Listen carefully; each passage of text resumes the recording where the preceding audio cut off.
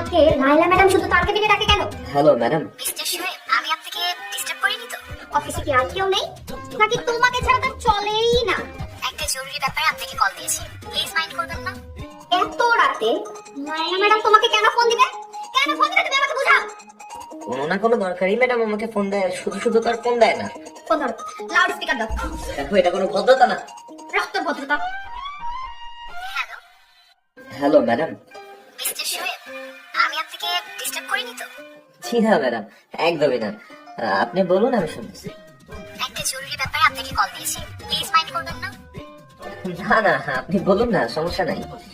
আজকে আমি আপনাকে অফিসে একটা কথা বলেছিলাম, আপনি ওকে ভুল বুঝবেন না প্লিজ। না না ম্যাডাম, একদমই ভুল ভুল বুঝে নেই। আরেকটা কথা, এবারে ফরেন ট্যুর কিন্তু আপনি আর আমি একসাথে যাচ্ছি, ওকে মিস্টার সোহেব?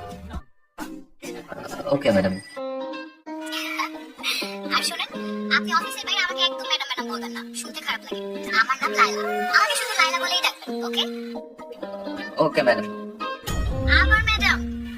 ও আচ্ছা, শায়লা বুঝি পাশে? জি ম্যাডাম। তাহলে এখন রাখি, ভালো থাকবেন, সকালে দেখা হচ্ছে। আর শুনুন, আপনি ব্লু শার্ট পরে আসবেন কাল, ব্লু শার্টে আপনাকে দারুণ লাগে। জি ম্যাডাম। আচ্ছা তুমি একটু বসো, একটু পানি কি বসা লাগছে, পানি খেয়ে আসি, সাথে একটু হাওয়া বাতাসও খেয়ে আসবে।